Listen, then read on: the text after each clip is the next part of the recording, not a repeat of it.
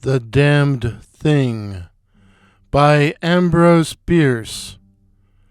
1. By the light of a tallow candle, which had been placed on one end of a rough table, a man was reading something written in a book. It was an old account book, greatly worn, and the writing was not, apparently, very legible, for the man sometimes held the page close to the flame of the candle to get a stronger light upon it. The shadow of the book would then throw into obscurity a half of the room, darkening a number of faces and figures, for, besides the reader, 8 other men were present. 7 of them sat against the rough log walls, silent and motionless, and, the room being small, not very far from the table. By extending an arm, any one of them could have touched the 8th man, who lay on the table, face upward, partly covered by a sheet, his arms at his side. He was dead. The man with the book was not reading aloud, and no one spoke. All seemed to be waiting for something to occur. The dead man, only, was without expectation. From the blank darkness outside came in, through the aperture that served for a window, all the ever unfamiliar noises of night in the wilderness. The long, nameless note of a distant coyote, the stilly pulsing thrill of tireless insects in trees, strange cries of night birds, so different from those of the birds of day, the droning of great blundering beetles, and all that mysterious chorus of small sounds that seem always to have been but half heard, when they have suddenly ceased, as if conscious of an indiscretion. But nothing of all this was noted in that company. Its members were not overmuch addicted to idle interest in matters of no practical importance. That was obvious in every line of their rugged faces, obvious even in the dim light of the single candle. They were evidently men of the vicinity, farmers and woodsmen. The person reading was a trifle different. One would have said of him that he was of the world, worldly, albeit there was that in his attire which attested a certain fellowship with the organisms of his environment.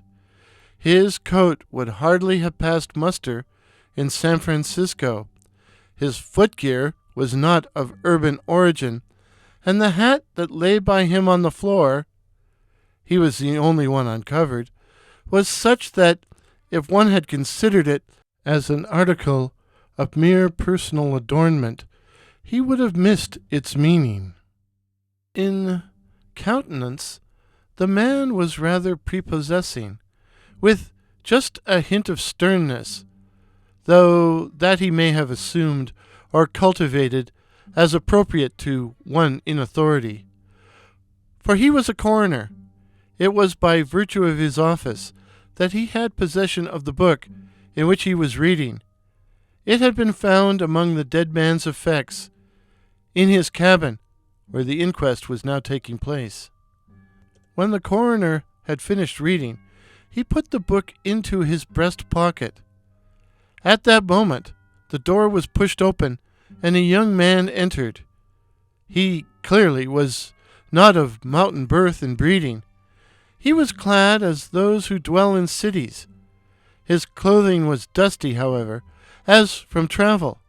He had, in fact, been riding hard to attend the inquest. The coroner nodded. No one else greeted him.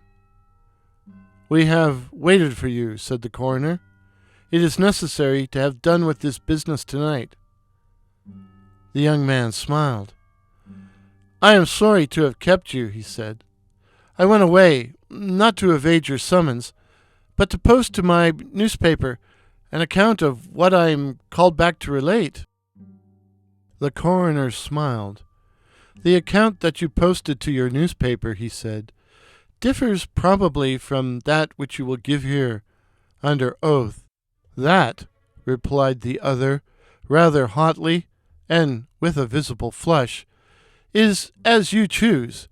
I use manifold paper, and have a copy of what I sent. It was not written as news, for it is incredible, but as fiction. It may go as a part of my testimony, under oath. But you say it is incredible. That is nothing to you, sir, if I also swear that it is true." The coroner was apparently not greatly affected by the young man's manifest resentment. He was silent for some moments, his eyes upon the floor. The men about the sides of the cabin talked in whispers, but seldom withdrew their gaze from the face of the corpse. Presently the coroner lifted his eyes and said, "We will resume the inquest." The men removed their hats. The witness was sworn. "What is your name?" the coroner asked. "William Harker." "Age?" 27.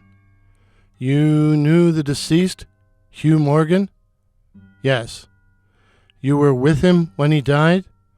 "Near him." "How did that happen? Your presence, I mean." "I was visiting him at his place to shoot and fish. Part of my purpose, however, was to study him and his odd, solitary way of life. He seemed a good model for a character in fiction. I sometimes write stories." "I sometimes read them." "Thank you. Stories in general, not yours." Some of the jurors laughed. Against a somber background, humor shows high lights. Soldiers in the intervals of battle laugh easily, and a jest in the death chamber conquers by surprise. "Relate the circumstances of this man's death," said the coroner. "You may use any notes or memoranda that you please." The witness understood. Pulling a manuscript from his breast pocket, he held it near the candle, and, turning the leaves until he found the passage that he wanted, began to read. To be continued.